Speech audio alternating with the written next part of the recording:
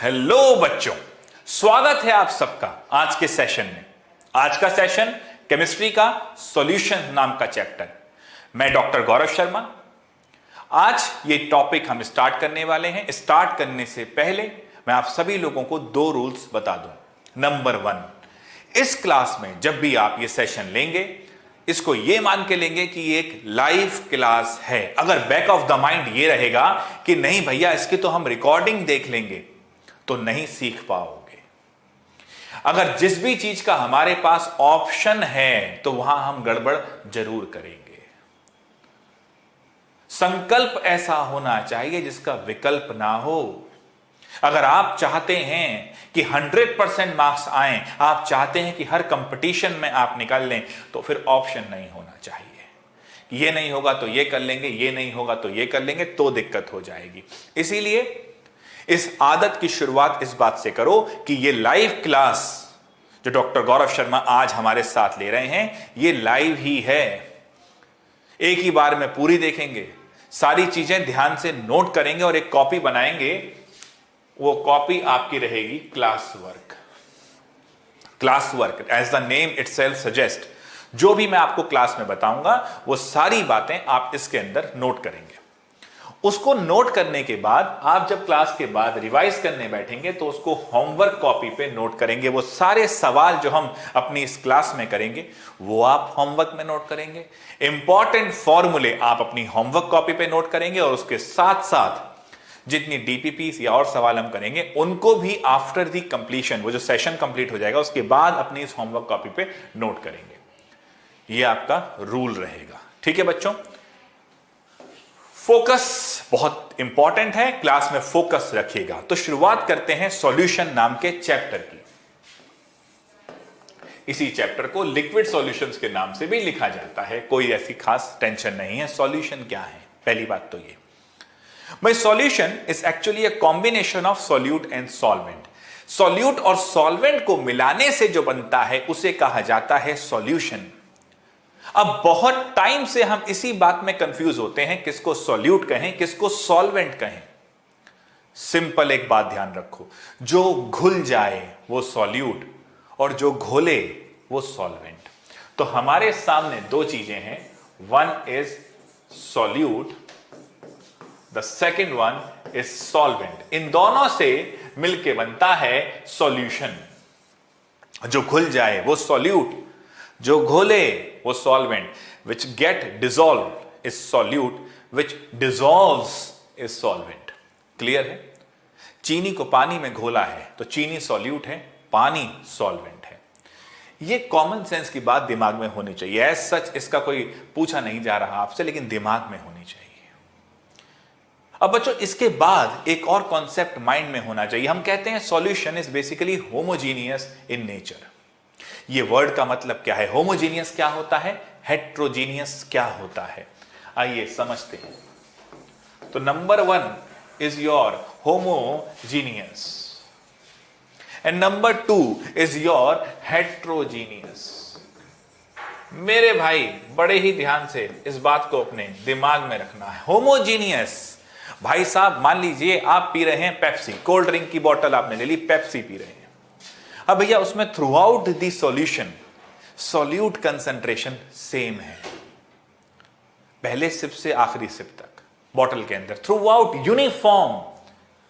और अगर हम शिकंजी बना रहे हैं, मस्त घर में बना ली, बाहर पी ली, ऊपर देखें आप नींबू के छिलके ऊपर ज्यादा है, चीनी नीचे ज्यादा है, through out this solution solute concentration same नहीं है, यूनिफॉर्म नहीं है। तो अगर किसी सॉल्यूशन में solute concentration through out this solution same रहती है तो उसे कहते हैं होमोजीनियस, और अगर डिफरेंट हो जाए तो हेट्रोजीनियस। तो आप ये कह सकते हैं यूनिफॉर्म, शॉर्ट में uniform composition through out the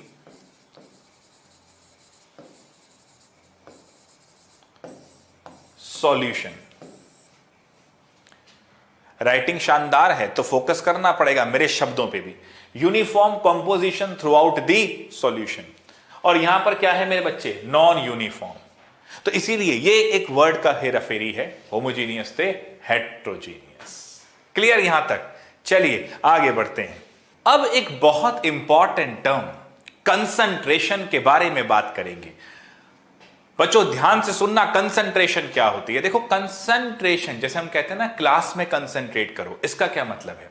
देखो अगर हम कहते हैं क्लास में कंसंट्रेट करो, मतलब अगर आप इस समय 100 बातें सोच रहे हो तो उसमें से अगर 90 से ज्यादा बातें इस क्लास की हैं, जो पढ़ रहे हैं इसकी है, तो आप कंसंट्रेटेड हो। और अगर दिमाग में चल रहा है कि भाई शाम वाले मैच में क्या होगा या क्लास के बाद हम क्या खाएंगे, तो बेटा फिर आप कंसंट्रेशन आपकी नहीं है। कंसंट्रेशन एक तरह से रेशो है बिटवीन टू डिफरेंट थिंग्स। अब एक सॉल्यूशन के अंदर कैसे इसकी बात करेंगे? मान लो अभी यहां क्लास चल रही है और हमारे सेंटर पे सेम साइज के कप हैं। अब पहले चाय आई मेरे लिए क्लास से पहले। मान लो बंदा ए चाय लेकर आया, मैंने वो चाय पी। क्लास खत्म होने पे बंदा बी चाय लेकर आया। मैंने कहा यार इस वाली चाय में जो बंदा बी लेकर आया है ये मीठी ज्यादा लग रही है। इसका मतलब सेकंड चाय जो मैंने पी उसके अंदर चीनी की कंसंट्रेशन ज्यादा थी। अब कंसंट्रेशन चीनी क्या था? Solute with respect to solution ज्यादा थी। इसका मतलब ये एक रेशो है, कंसंट्रेशन एक रेशो है। कंसंट्रेशन फिर हुआ क्या बच्चों? आइए शुरू करते हैं यहां पर समझना। कंसंट्रेशन, सॉल्यूशन की टर्म में कंसंट्रेशन क्या हुआ? कंसंट्रेशन इफेक्टिवली अगर हम समझें तो ये अमाउंट ऑफ सॉल्यूट, दिमाग में बैठाओ, amount of solute with respect to, यानी किसके अंदर है? विद रिस्पेक्ट टू, किसके साथ? रेशो में, with respect to volume of the solution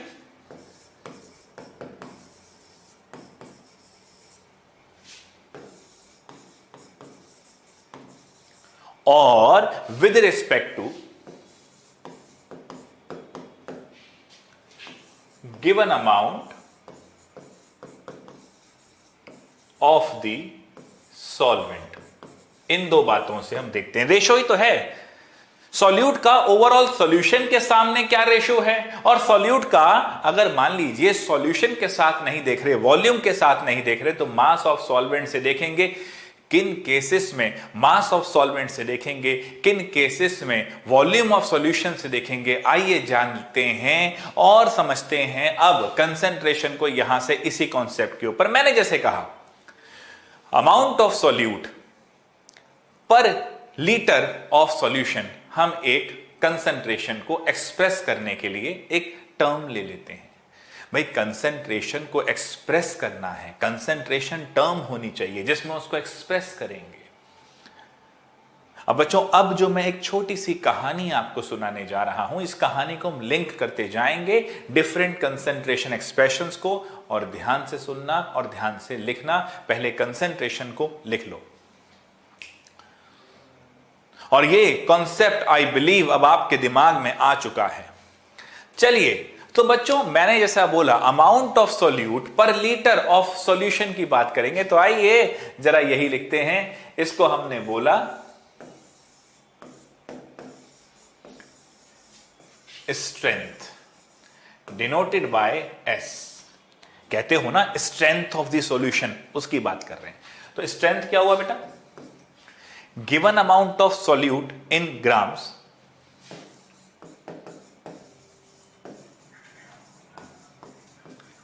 given amount of solute in grams upon volume of solution, volume of the solution, ये ध्यान रखना,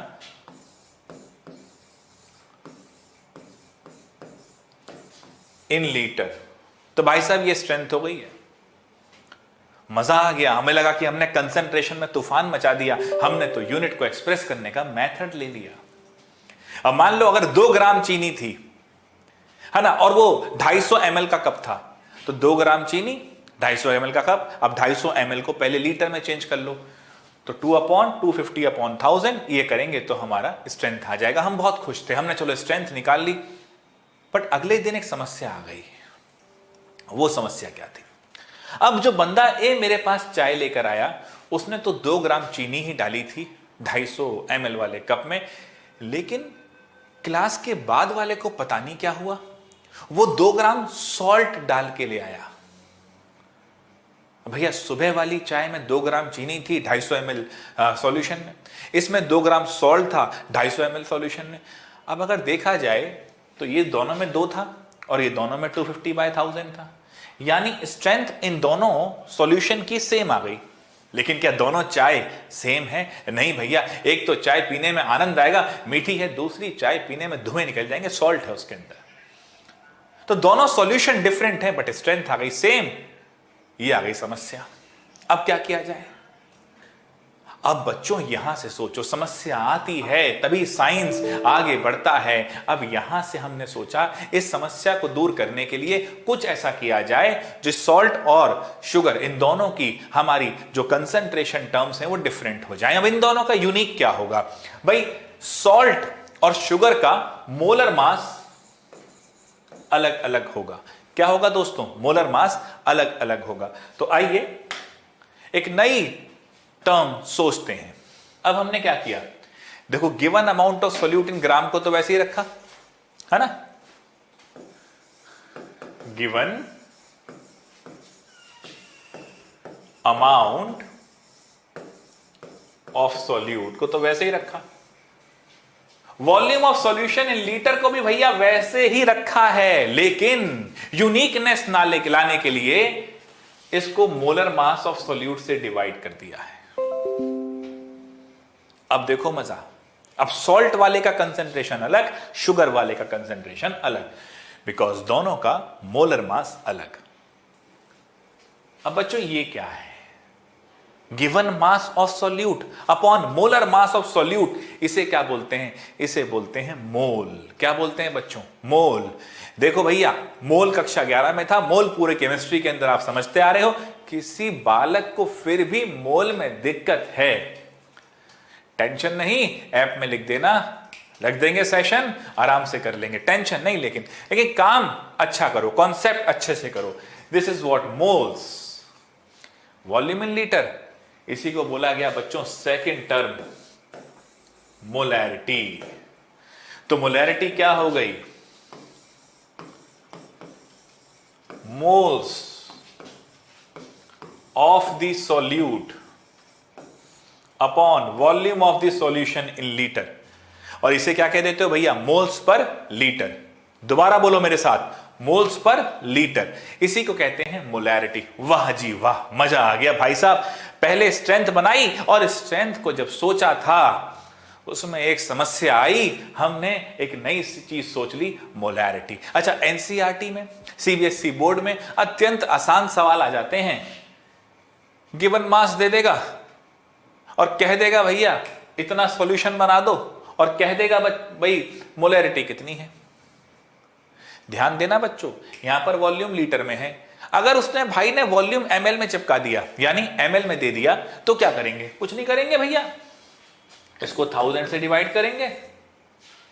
एमएल में हो तो ये ऊपर पहुंच जाएगा। तो अगर वॉल्यूम एमएल में होगा तो ये कहानी होगी। Any problem with this? तो फॉर्मूला क्या हो जाएगा? अच्छा बेटा, आप गिवन अमाउंट ऑफ सॉल्यूट को बार बार इतना लंबा लिखेंगे तो टाइम खाएगा ना ये। अब इसको लिखेंगे हम ए। क्या लिख देंगे बच्चों? ए। तो A upon molar mass into 1000 upon volume in ml, ये भी हमारा फॉर्मूला, मोलैरिटी। सिंपल, दिमाग में बैठाओ। स्ट्रेंथ से लेके चले मोलैरिटी की तरफ। क्यों? क्योंकि वहां पर एक समस्या आई, और साइंस तो यही कहता है अगर समस्या आए तो उसको सोचो, उसका सॉल्यूशन देखो, घबराओ मत। तो ये हमारा मोलैरिटी का फॉर्मूला। ये जो अभी सेशन चल रहा है इसमें सारी कंसंट्रेशन टर्म्स के विषय में हम डिटेल में चल रहे हैं। तो एक चीज ध्यान रखा बच्चों, इसको ध्यान से समझना और एक ही बार में सुनते चले जाना, और फोकस और कंसंट्रेशन अच्छी होनी चाहिए। क्योंकि पढ़ क्या रहे हो भैया? Concentration terms. चलो जी, बहुत बढ़िया। तो ये मोलैरिटी हमारी समझ में आ गई थी। अब हमारे एक मित्र हैं मिस्टर प्रतीक, अब उन्होंने क्या करा, उन्होंने देखा भाई लॉकडाउन वॉकडाउन लगा है, आजकल लोग ग्रोसरी का आइटम बहुत खरीदते हैं, भाई वो तो जरूरी है ना यार, दाल चावल रोटी सब्जी घी तो खरीदना ही पड़ेगा। तो प्रतीक ने, हमारे दोस्त ने एक घी की दुकान खोल ली, प्रतीक घी भंडार, और वो उन्होंने खोल ली राजस्थान में, एक चुरू नाम का इलाका है वहां पर। अब राजस्थान के चुरू नाम के इलाके की खासियत क्या है बच्चों, दिन में गर्मी बहुत पड़ती है और रात में सर्दी पड़ती है। अब हुआ क्या, उन्होंने वहां दुकान खोल ली और मोलैरिटी के हिसाब से घी देने लगे। यूनिट है ना, कंसंट्रेशन एक्सप्रेशन है, यानी यूनिट है, उस यूनिट को मान के ये घी बेचने लगे। अब घी बेचते बेचते अच्छा मुनाफा हो रहा था। एक दिन अचानक जसमीत नाम का एक आदमी उनसे घी लेने रात को पहुंच गया। अभी तक वो दिन में घी बेचते थे, दिन में गर्मी होती थी ज्यादा, भाई रेत है ना भाई, रेत धूप में आएगी तो गर्मी हो जाएगी, रात को ठंडा हो जाएगा तो ठंडी हो जाएगी, दिन में गर्मी होती थी, वो मोलैरिटी से बेचते थे। अच्छा, मोलैरिटी में आनंद क्या है, मोल्स पर लीटर है, और वॉल्यूम भाई तो टेम्परेचर पर डायरेक्टली प्रोपोर्शनल है। आनंद आ रहा था बिल्कुल, वॉल्यूम भाई टेम्परेचर पर डायरेक्टली। याद है ना, चार्ल्स अंकल कह गए थे 11th में, तो ये टेम्परेचर पर डायरेक्टली। अच्छा जी, अब टेम्परेचर दिन में ज्यादा हो रहा है, अब वो ज्यादा हो रहा है तो वॉल्यूम भी ज्यादा हो रहा है। अच्छा, वॉल्यूम ज्यादा हो रहा है, देखो मोलैरिटी वॉल्यूम पे इनवर्सली प्रोपोर्शनल है, वॉल्यूम बढ़ेगा तो मोलैरिटी कम हो जाएगी। तो प्रतीक बाबू को मजे आ रहे थे क्योंकि गर्मी ज्यादा थी, पतला घी बिक रहा था भैया। लेकिन जसमीत जब रात को पहुंचा तो वहां पर टेम्परेचर कम होने की वजह से वॉल्यूम कम था और मोलैरिटी क्या हो गई, ज्यादा हो गई। जसमीत ने कहा मजे आ गए भाई साहब, घी तो लेने रात को ही जाएंगे, गाढ़ा घी मिलता है। अब भाई साहब यहां जब ऐसा होने लगा, पूरे एरिया को मालूम पड़ गया कि घी लेने रात को पहुंचो, गाढ़ा मिलता है। अब प्रतीक भाई साहब परेशान हो गए, समस्या आ गई। देखो समझो, इस बात से क्या समझे, जिन रिएक्शंस में टेम्परेचर चेंज हो रहा होगा, दोबारा समझो, जिन रिएक्शंस में टेम्परेचर चेंज हो रहा होगा वहां we cannot use molarity as a unit. जहां पर भी टेम्परेचर चेंज होगा उन रिएक्शंस में आप मोलैरिटी को एज अ यूनिट नहीं ले सकते। अरे भैया वो वेरिएबल हो जाएगी, यूनिट कैसे ले लोगे, क्योंकि उसमें वॉल्यूम है, और अगर टेम्परेचर चेंज होगा तो वॉल्यूम भी चेंज होगा, और अगर वॉल्यूम चेंज होगा तो यूनिट चेंज होगी। तो इसका मतलब वहां नहीं ले सकते मोलैरिटी। तो जो प्रतीक साहब ने करा वो हमें करना पड़ेगा, हमें इस वॉल्यूम को हटाना पड़ेगा। आ गई समस्या। स्ट्रेंथ में समस्या थी कि खाली गिवन अमाउंट पे ही डिपेंड होता था, उसको यूनिकनेस लाने के लिए मोलर मास लगाया। अब मोलैरिटी में समस्या क्या है, वॉल्यूम है, वो टेम्परेचर डिपेंडेंट है, उसको समाप्त करना होगा। तो प्रतीक ने सोचा कि एक काम करते हैं भाई, given mass of the solute तो ये रहा, मोलर मास तो ये रहा, इनसे तो कोई समस्या है नहीं, वॉल्यूम से समस्या है, 1/b। अब ये b क्या था बच्चों, कुछ नहीं, बहुत आसान, given mass of the solvent in kg। Volume हटा दिया। देखो ना, कंसंट्रेशन में हम क्या समझाए थे, देखो बड़ा आराम से, वॉल्यूम ऑफ द सॉल्यूशन और अमाउंट ऑफ द सॉल्वेंट, इन दोनों के रेशो के साथ है। अब देखो वॉल्यूम के साथ कुछ कमी आई तो उसको हटाया गया, इसीलिए अमाउंट लगाया गया। तो B is what, given mass of solvent in kg। और इस तीसरी यूनिट को बोल दिया गया molality, denoted by small m। बल्ले बल्ले, ये लो जी, तीसरी भी आ गई। तीन तीन कंसंट्रेशन एक्सप्रेशन एक धागे में पिरो के पढ़ो, कॉन्सेप्ट इस फ्लो में आना चाहिए।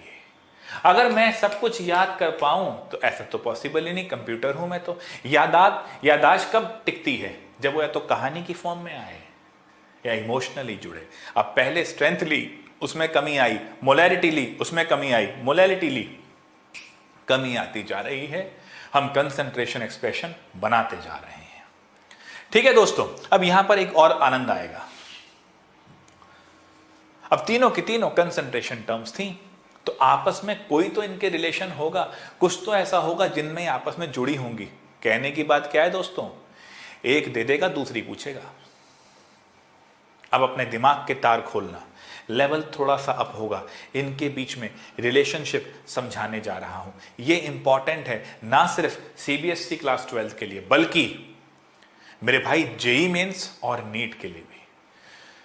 मेरी इन केमिस्ट्री की क्लासेस के अंदर कॉन्सेप्ट जब मैं स्ट्रॉन्ग करूंगा तो वह हर तरह से आपको फायदा करेगा। और जैसा मैंने कहा था, फोकस बहुत इंपॉर्टेंट है। आइए देखते हैं inter relation between concentration expression. अभी 3 पढ़ी हैं, अभी और भी आएंगी, इन्हीं के बीच में पढ़ते हैं पहले इंटर रिलेशन। हेडिंग हम लगाएंगे रिलेशनशिप बिटवीन कंसंट्रेशन एक्सप्रेशन। लगाओ भैया हेडिंग। अब चलते हैं आगे। मेरे भाई, मोलैरिटी क्या बोला था मैंने, given mass of solute upon molar mass of solute. हां या ना, क्लियर है? कोई टेंशन?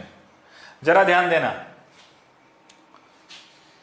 अगर मैं इसको देखूं, given mass of solute per litre of the solution, given mass of solute gram में है, पर लीटर ऑफ सॉल्यूशन, इसी को तो आपने स्ट्रेंथ बोला था भाई। तो मोलैरिटी स्ट्रेंथ अपॉन मोलर मास। क्लियर है? अगर स्ट्रेंथ दी हुई है और मोलैरिटी पूछ रहा है तो ये लगाओ, और अगर स्ट्रेंथ को मोलैरिटी की टर्म में ले जाना है तो मोलैरिटी इनटू मोलर मास। लो जी, चक दे फटे, काम खत्म। कितना आसान है। ये इंटर रिलेशन है between these two, between these two. Note करो भैया फटाफट, आगे बढ़ा जाएगा फिर। ये क्या है? Relationship between these two concentration terms. चलिए ठीक है, आगे बढ़ते हैं। अब एक बहुत important relation between molarity and molality.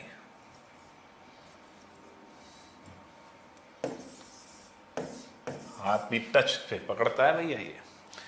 Molarity and molality. अब आ जाओ बच्चों, इन दोनों के बीच में रिलेशन चाहिए। एक ध्यान रखना, एक किनारे को दूसरे किनारे से जोड़ना है तो पुल चाहिए, ब्रिज चाहिए। यस और no? Point to be noted. जब भी कोई सिचुएशन प्रॉब्लम आप सॉल्व करने जाएंगे, इनिशियल और फाइनल चीजों को लिंक करने के लिए ब्रिज चाहिए, उसी को बोलते हैं फॉर्मूला। आज ही हम इन प्रॉब्लम सॉल्विंग स्किल के ऊपर भी काम करना शुरू करेंगे। मोलैरिटी एंड मोलैलिटी, ब्रिज क्या होगा? डेंसिटी। ब्रिज क्या होगा? डेंसिटी। यानी इनका रिलेशन निकालने के लिए मुझे डेंसिटी गिवन होगी। क्या गिवन होगी? डेंसिटी। क्या गिवन होगी? डेंसिटी। तो सबसे पहले इन तीनों के फॉर्मूले लिखूंगा। क्यों लिखूंगा फॉर्मूले? वहीं से कड़ी मिलेगी, वहीं से कनेक्शन मिलेगा, इसलिए वो देखना जरूरी है।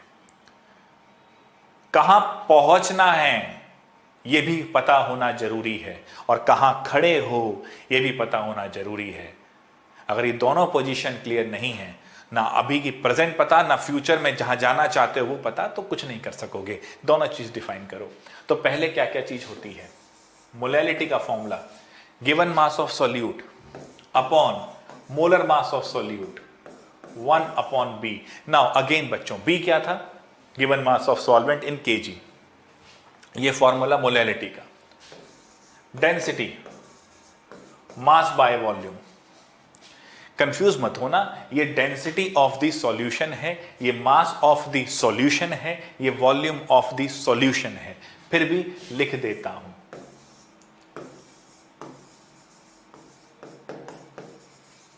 Density of the solution is equal to mass of the solution upon volume of the solution। Done है बालकों? बड़ा आसान है। तो ये डेंसिटी का फॉर्मूला हुआ, ऊपर वाला मोलैलिटी का था, और अब लिखते हैं molarity, given mass upon molar मास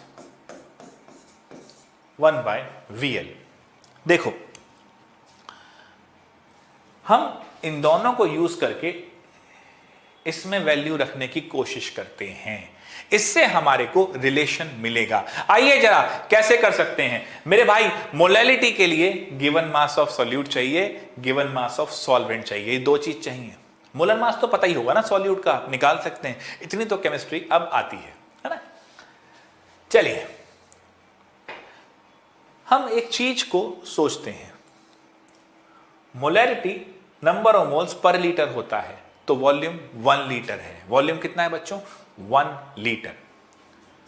अगर वॉल्यूम 1 लीटर है तो molarity is A by mm, so A will be molarity into molar mass.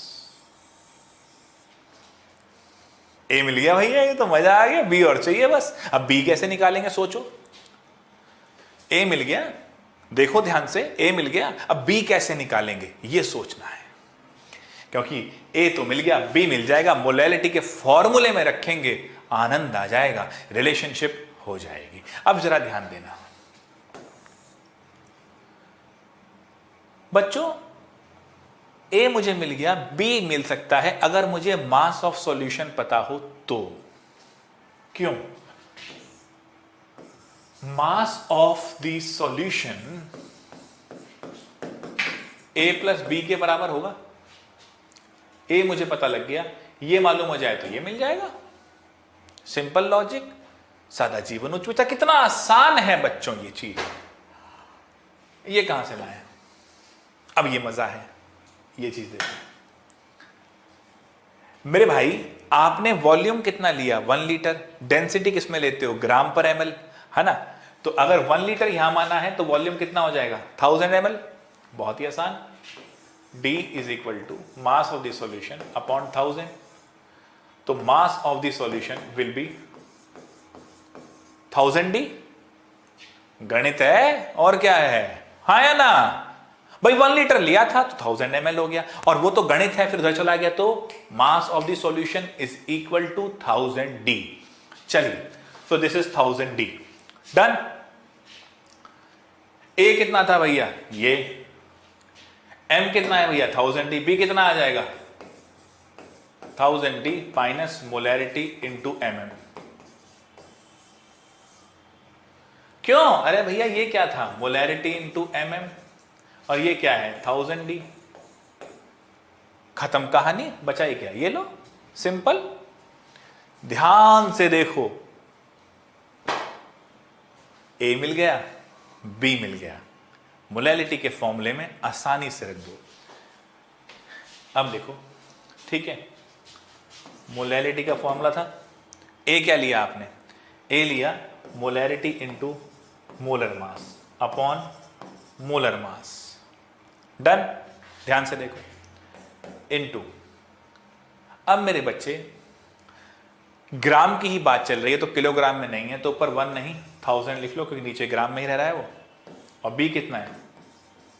1000 D minus molarity into molar mass. Done है। ध्यान से देख लो इसको। तो अब अगर उस चीज को यहां रख के देखूं तो ये देखो, ये तो कट गया, ये तो कट गया, कोई दिक्कत नहीं। अरे तो मोलैलिटी कितनी आई? स्मॉल m कितना आया?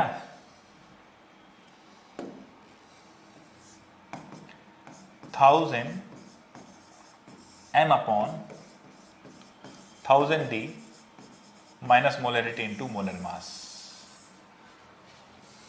ध्यान से देखो, ते नोट करो मेरे बच्चे, ये इंटर रिलेशन है। और आपको बता दूं, जो बच्चे अभी 12th के साथ साथ जेई की तैयारी भी कर रहे हैं, ऐसा ही मोलैलिटी के इंटर रिलेशन पे क्वेश्चन जेई एडवांस ने फेंका है 2-3 साल पहले। मैंने आपको पूरा डिराइव कराया। देखो बच्चे, मैं चाहता तो सीधा ये फॉर्मूला लिख देता, molality is equal to 1000 m upon 1000 D minus molarity into molar mass. लेकिन जैसा मैंने बोला, मैं चाहता हूं कि कॉन्सेप्ट आपके परफेक्ट हो, कोई भी लूप होल ना हो। मैं इसी तरीके से चीजों को एक दूसरे के अंदर पिरोकर, लिंक कर कर समझाऊंगा, लेकिन सारी बात बताऊंगा, और आई एक्सपेक्ट कि आपको सारी बात अच्छे से करोगे। देखो दोस्तों, आप अभी फिलहाल 12th की केमिस्ट्री पढ़ रहे हैं, लेकिन आप में से कई बच्चे हो सकता है जेई मेन दे रहे हैं और दे भी रहे होंगे, लाजमी सी बात है। तो यही 12th की केमिस्ट्री आपके जेई मेन का जनवरी अटेम्प्ट जब भी होगा, जनवरी हो फरवरी हो, वहां भी काम आएगी, क्योंकि मैक्सिमम परसेंटेज हम देख रहे हैं जेई मेन जनवरी अटेम्प्ट में 12th वाले सिलेबस की है, 65 से 70% तक है। मजे आ जाएंगे इस चीज के, तो ध्यान से समझना। अभी तक हमने क्या पढ़ा? सॉल्यूशन क्या है, होमोजीनियस हेट्रोजीनियस क्या है, उसके बाद हमने क्या पढ़ा? हमने पढ़ा कंसंट्रेशन क्या है, उसे कैसे एक्सप्रेस करेंगे। 3 एक्सप्रेशन पढ़ी हैं, स्ट्रेंथ, मोलैरिटी, मोलैलिटी, और उन तीनों का आपस में इंटर रिलेशन भी पढ़ लिया है। स्ट्रेंथ दे रखी हो तो कैसे मोलैरिटी निकालोगे, मोलैरिटी दे रखी हो तो कैसे स्ट्रेंथ निकालोगे, मोलैरिटी दे रखी हो तो कैसे मोलैलिटी निकालोगे, और मोलैलिटी दी हो तो कैसे मोलैरिटी निकालोगे। सारा रिलेशन क्लियर है? Very good. कहीं भी अटको, घबराना मत, शर्मा जी की क्लास में शर्माना मत, सीधा लिख देना सर जी यहां पर दुविधा है, दोबारा बता दो। ये ध्यान रखना बच्चों, आई एम ऑलवेज रेडी। सीखने वाले बनो, जो सिखाने की दीवानगी जिस तरह हमारे अंदर है, वो सीखने की दीवानगी तुम रखो, मजा आ जाएगा। चलिए यहां पर होता हुआ और आगे बढ़ते हुए, आई होप सबने नोट कर लिया होगा। फिर भी कोई चाहे तो एक बार देख ले। राइटिंग बहुत अच्छी है, इसलिए कह रहा हूं ध्यान देना मेरे शब्दों पे।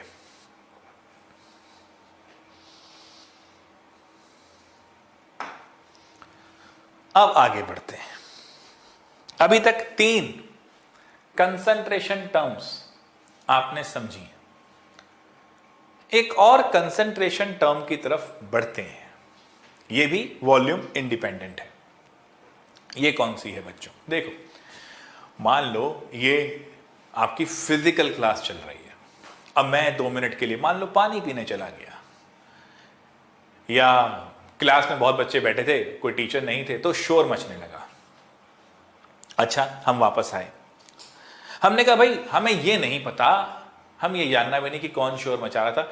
मेरा एक बच्चा, मान लीजिए उसका नाम सूरज है, मैंने कहा मुझे बताओ सूरज की चीख कितनी थी, सूरज ने कितना शोर मचाया। अब देखो आनंद आना शुरू हुआ। मैंने कहा सूरज आप चीखो अकेले, सूरज अकेले चीखे, और मैंने कहा अब पूरी क्लास चीखेगी इंक्लूडिंग सूरज, मतलब सूरज को मिला के पूरी क्लास चीखो। अब मैंने सूरज की चीख अपॉन टोटल चीख कर दी, मुझे समझ में आ जाएगा कि सूरज का पूरी चीख में कंट्रीब्यूशन कितना है। बच्चों इन चीजों को कहा जाता है फ्रैक्शन। क्या कहा जाता है?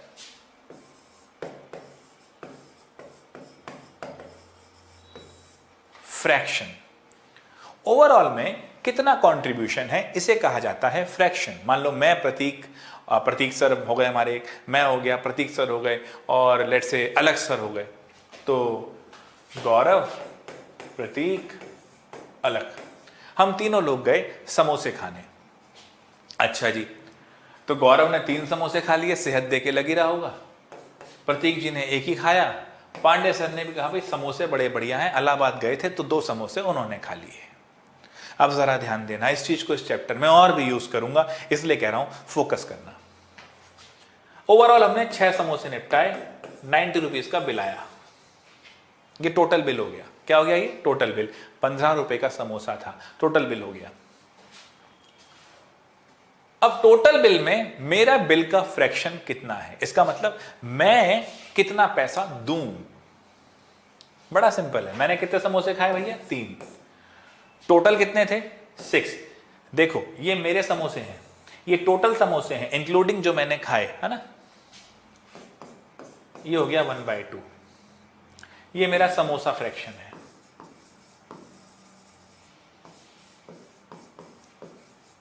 दिमाग में गई बात? फ्रैक्शन ऐसे निकाला जाता है। जितने मोल फ्रैक्शन निकालने हैं, तो जिसका निकालना है उसके मोल अपॉन टोटल मोल। ठीक है बच्चे, यहां तक बात समझ में आ रही है? यानी मान लेते हैं ऑक्सीजन के हमारे पास एक मिक्सचर में 2 मोल थे, नाइट्रोजन के भी 2 मोल थे। मैंने कहा भैया इसका मोल फ्रैक्शन निकालो, तो 2/4। कोई दिक्कत? अब मान लो दो कंपोनेंट सिस्टम है, यानी एक ऐसी चीज जो दो से मिलकर बनी है, तो हम करते हैं ये बेसिकली काई ए है लेकिन एक्स से बोलो, क्या दिक्कत है, लिखना है ना वहां पर। रिलैक्स, माइंड को ज्यादा परेशान मत करो। ये मोल फ्रैक्शन ऑफ कंपोनेंट ए है, एन ए। मजा आया? सिंपल है। देखो ये सारी बातें 11th में ही पढ़ी हैं आपने, और अगर वहां भी कमजोर थी तो कोई टेंशन नहीं। जब मैं यहां पर लूंगा तो मैं बिल्कुल जीरो से ही लेके चलूंगा, बनाएंगे तुम्हें जीरो से हीरो। परेशान मत होना, फोकस रखना, मुझे आपका फोकस चाहिए बस। तो एक्स ए ये हो गया और एक्स बी ये होता हुआ, और अब ध्यान से देखना, X A plus X B is equal to 1। कैसे? जोड़ लो भैया, खुद करके देखो जरा एक बार। सिंपल सी चीज है, आनंददायक चीज है, ये हो रही है। तो this is your mole fraction. जिसके मोल फ्रैक्शन निकालना है उसके मोल अपॉन टोटल मोल। अगर इसी में मास फ्रैक्शन निकालना है तो इसका मास अपॉन टोटल मास। इसी में वेट फ्रैक्शन निकालना है, इसका वेट अपॉन टोटल वेट। इस तरीके से फ्रैक्शन निकालते हैं। डन है? चलिए बच्चों, अब आगे बढ़ते हुए हम एक बात करेंगे प्रॉब्लम सॉल्विंग के ऊपर। किसके ऊपर दोस्तों? Problem solving. अब मजा आना शुरू होगा, क्योंकि मैं अब आपको प्रॉब्लम्स के विषय में बताऊंगा कैसे सॉल्व करना है, और आपको सिखाऊंगा वो टेक्निक जिसके मदद से हम प्रॉब्लम अच्छे से सॉल्व कर सकते हैं। स्टार्ट करते हैं एक क्वेश्चन से। क्वेश्चन लिखो भाई, फ्रॉम 200 मिलीग्राम ऑफ CO2 जब देखो भैया, क्वेश्चन लिखूंगा अभी स्टार्टिंग में टाइप करा हुआ नहीं दूंगा। क्यों? समस्या यह होती है हम ऑब्जर्व नहीं करते क्वेश्चन में क्या दिया है। क्वेश्चन पढ़ने की जहमत हम नहीं उठाते, हम कोशिश नहीं करते, इस वजह से हमारा क्वेश्चन गलत होता है। अगर हमें प्रॉब्लम समझ में आ जाए 60% तो क्वेश्चन वैसे ही हम सॉल्व कर देंगे। इसलिए मैं क्वेश्चन नोट करूंगा, जब मैं नोट कर रहा हूं आप भी नोट करेंगे और सोचना शुरू करेंगे कि गिवन क्या है। Problem solving skill with the help of these numericals I will explain, don't worry. So from 200 milligram of CO2 10 raised to the power 21 molecules are removed. So भैया now calculate the remaining mass in gram.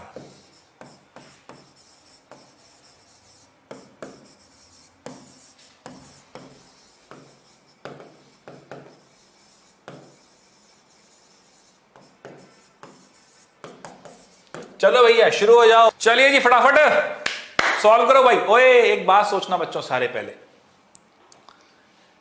Question पढ़ के मेरे से तो होगा नहीं, मैं तो गलत कर दूंगा। इन बातों को हटाओ, सॉल्व करो, गलत करने से मत डरो। साइंस में अगर गलत करने से लोग डर रहे होते तो आज तक कुछ डिस्कवरी नहीं होती। साइंस में सारी डिस्कवरी बाय चांस है। साइंटिस्ट करने कुछ और गए थे, हो कुछ और गया। इसको एक वर्ड बोलते हैं सेरेंडिपिटी। फियर ऑफ फेलियर छोड़ दो भाई, तभी कुछ कर पाओगे। कॉपी उठाओ, पेन उठाओ, सॉल्व करो, चाहे गलत करो। 2 मिनट आपके हैं, फिर मैं समझाऊंगा, चेक करना कैसे करना है इस क्वेश्चन को और कहां तक सही कर पाए थे। करो फटाफट। हाँ जी बच्चों, स्टार्ट करें फिर। करा कुछ? चलो अब जरा इस क्वेश्चन के साथ प्रॉब्लम सॉल्विंग स्किल समझना। देखो बच्चे, जैसा मैंने अभी भी कहा था, 2 बातें हर प्रॉब्लम में हमें समझनी है।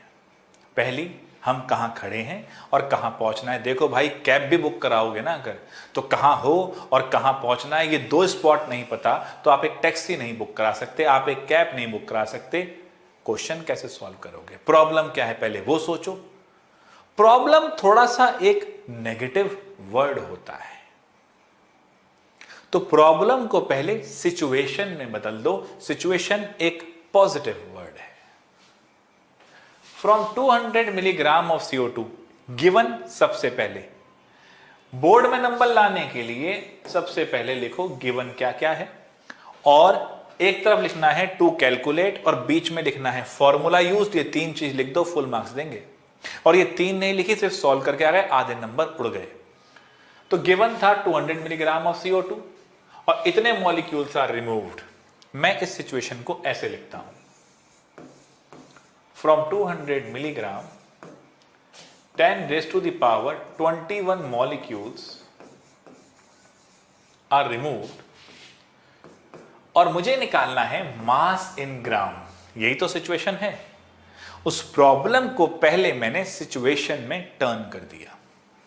अब देखना बच्चों आनंद क्या है। कई सारे बच्चे इसको पहले मोल में चेंज करेंगे क्योंकि उनको तो एक पैटर्न दिमाग में रहता है और उसे करना शुरू कर देते हैं। थिंकिंग लगाओ भैया। इसको पहले मोल में चेंज करेंगे, उसको मॉलिक्यूल में चेंज करेंगे, मॉलिक्यूल में से मॉलिक्यूल माइनस करेंगे, बचे हुए मॉलिक्यूल का फिर मास निकालेंगे। कितनी सारी चीज करेंगे। प्रैक्टिकल बात सोचो। अभी समोसे खाने गए थे ना हम तीनों टीचर। अब मान लो मैंने आपको दिए 100 रुपए। देखो पहले मैंने इसको ऐसे लिखा, फिर मैच किया किसी डेली लाइफ की सिचुएशन से। 100 में से मैंने आपसे कहा 4 समोसे ले आओ भैया और बताओ कितने पैसे बचेंगे, रुपीस कितने बचेंगे। आप क्या करते हैं, समोसा था 15 रुपए का एक, 4 गए तो इसको चेंज करते हो 60 में और कहते हो जी 40 बचे। यही तो कहते हो। क्या कभी ऐसा करते हो कि पहले 100 रुपए को समोसे में चेंज करते हो कि इसमें इतने समोसे होंगे और उसमें से फिर 4 माइनस करते हो, फिर बचे हुए समोसे को 15 से मल्टीप्लाई करते हो? क्या ये करते हो भैया? तो यहां पर क्वेश्चन में फिर इतना ऊटपटांग चीज क्यों करते हो? सिंपल सोचो, ये लेके चलना है तो बजाय इसको चेंज करो क्योंकि ग्राम में दिया है, ग्राम में पूछा है, इसे ग्राम में चेंज करो। 10 की पावर 21 मॉलिक्यूल्स को ग्राम में चेंज करो। अब सवाल आता है ग्राम से रिलेशन कैसे पता लगाओगे मोल का? तो भैया 1 मोल में 6.022 10 raised to the power 23 particles होते हैं और मोलर मास क्या होता है? मास ऑफ 1 मोल। तो CO2 का मोलर मास है 44। तो 6.022 into 10 raised to the power 23 particle का मास है 44 ग्राम। डन। मोलर मास है। तो मेरे भाई 1 मॉलिक्यूल का मास कितना है? टफ सवाल पूछ लिया सर। 44/6 इंटू 10 की पावर 23। अब कुछ कहेंगे ये तो 6.022 था। अमा यार 6.022 को 6 तो लिख ही सकें क्योंकि 10 की पावर 23 भी तो है। अब आप हिंद महासागर से एक बाल्टी पानी ले आए और कह दें मैंने हिंद महासागर खाली कर दिया, तो ऐसी बात मत करो यार। क्लियर है? तो 1 मॉलिक्यूल का इतना, हमें कितने का चाहिए? 10 की पावर 21 का। 44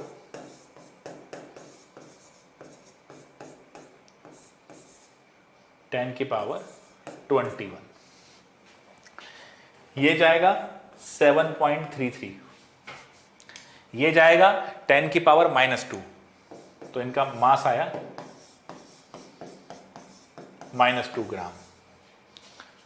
ध्यान से देखते चलो, मजा आएगा इसमें। इसको इधर ले आऊं तो 73.3 10 की पावर -3 ग्राम। 10 की पावर -3 ग्राम कितना होता है? मिलीग्राम।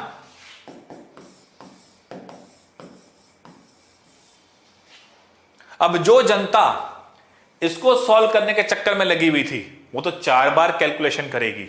जो जनता सोच लेगी और इसके थ्रू जाएगी वो सिंपल एक कैलकुलेशन में यहां तक पहुंच जाएगी। 4 बार कैलकुलेशन करने के अंदर 4 बार गलती होने के चांस हैं। एक बार करने के अंदर गलती होने का चांस वैसे ही 1/4 रह गया और वो तो डिवीजन में इतनी गलती करोगे नहीं। तो अब एक बात सोचो बच्चों, सोचने के नजरिए से ही प्रॉब्लम सॉल्विंग अच्छी हो सकती है। पहले ये जानो क्या दिया है। अब तो मामला खत्म। 200 ग्राम मिलीग्राम ये था, 73.3 ये आया, 126.7। अब ये कितना आया? मिलीग्राम में आया, तो 0.1267 ग्राम में आ गया। और ये क्वेश्चन मैंने उठाया है पुराने कॉम्पिटिटिव टेस्ट, यानी जेई में आया होगा या नीट में आया होगा। बताऊंगा अभी नहीं क्योंकि आपको सोचने पे मजबूर भी तो करना है। पहले बता रहे तो सोचने दिमाग लगा देते, ये तो यार आईआईटी का था तो हमसे तो होता नहीं। ऐसा नहीं हो, आपसे सब जाएंगे। फोकस करो, कहा ना फोकस करो। मैं बता दूंगा कैसे हो रहा है। ये फर्क है। इस क्लास में प्रॉब्लम सॉल्विंग भी सीखोगे, कॉन्सेप्ट भी क्लियर करोगे, बढ़िया नंबर फुल भी लाओगे। फोकस करते चले जाओ, कितना आसान था। प्रॉब्लम सॉल्विंग में एक चीज ये ध्यान रखना, गिवन सिचुएशन को ध्यान से एनालिसिस करो, फिर आगे बढ़ो। इजी था क्वेश्चन?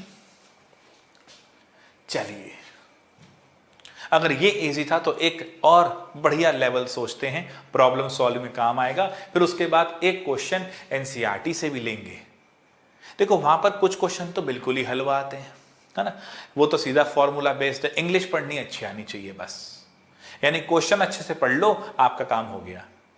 कुछ क्वेश्चन में दिमाग लगता है, जहां दिमाग लगता है वहां शर्मा जी आपकी हेल्प करेंगे, डोंट वरी। एक सवाल लेके देखो और फोकस करके।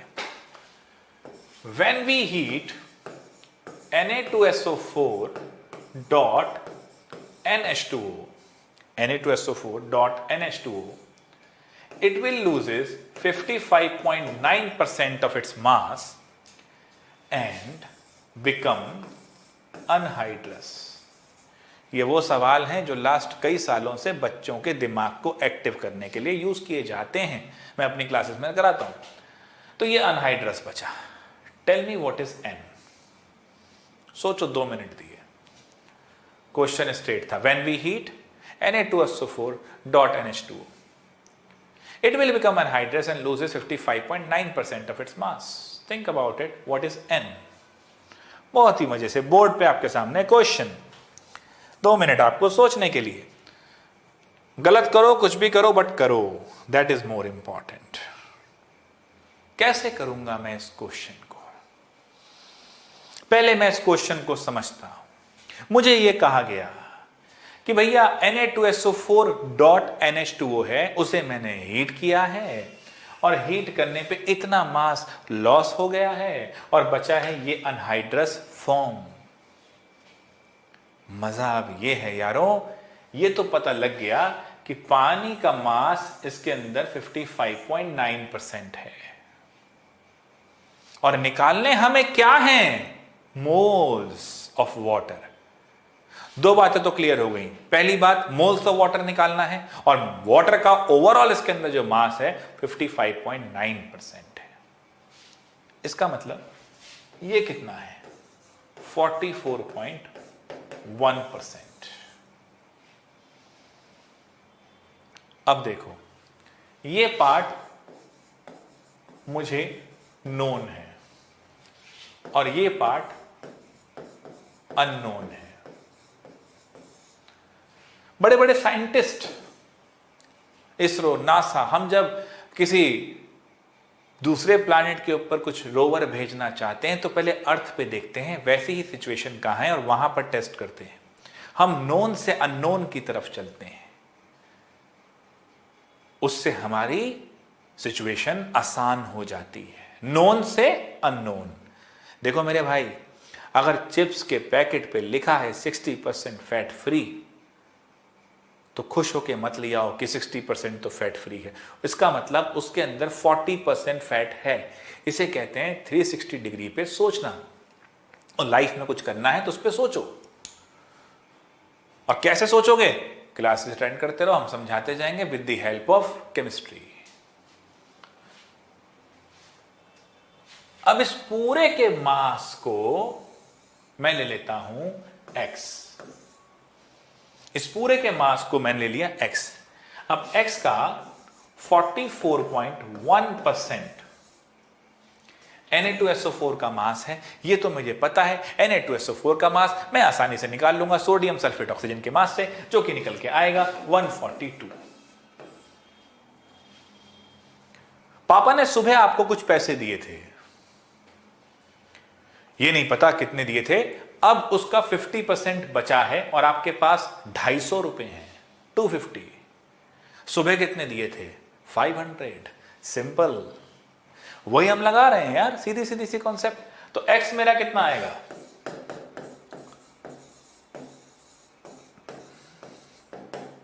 44.1, यानी x मेरा 321.9 के अप्रोक्सीमेट रहेगा, यानी 322 ले लो यारों। अब देखो, इस पूरे का मास आ गया 322। कितना आ गया? 322। उसमें से इसका मास है 142, तो इसका मास कितना बचा भाई मेरे? ओवरऑल 322, दो हिस्सों में बटा हुआ था। 322 में से एक हिस्से का मास 142 है, तो इसका कितना आ जाएगा? 180। तो इसका, अब वाटर का गिवन मास कितना है? 180, और मोल्स निकालने थे। 18 इसका मोलर मास है, आ गए ना 10, तो n कितना हो जाएगा? 10।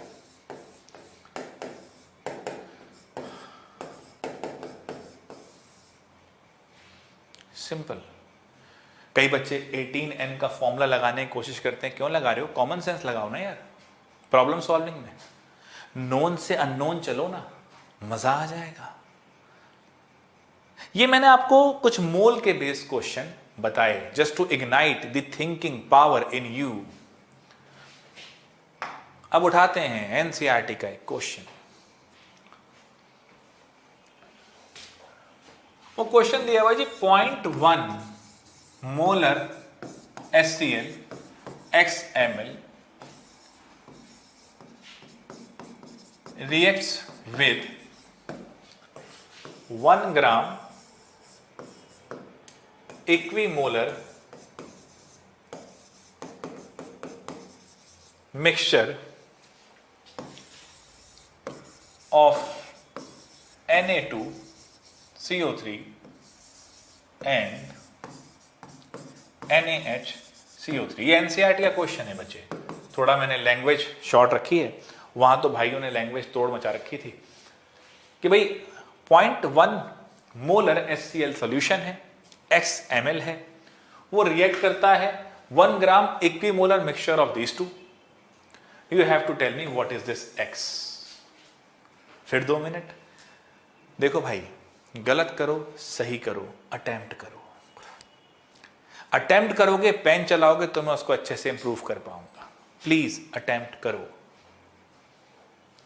चलिए बालकों, यहां पर टाइम समाप्त होता हुआ। अब मैं गिवन सिचुएशन को अगर सोचूं तो 0.1 मोलर HCl दिया हुआ है, वॉल्यूम हमें नहीं दिया, बट फिर 1 ग्राम इक्विमोलर मिक्सचर है इन दोनों का। सबसे पहले तो यही लिख लेते हैं, 1 ग्राम है,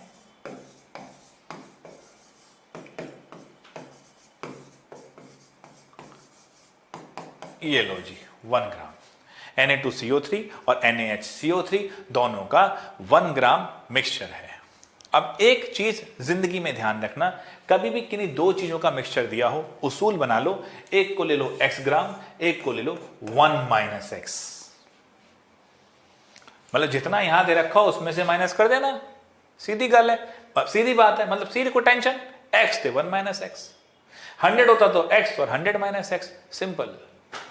चलो जी, अगला हिंट भी यही दिया है भाई ने, इक्विमोलर।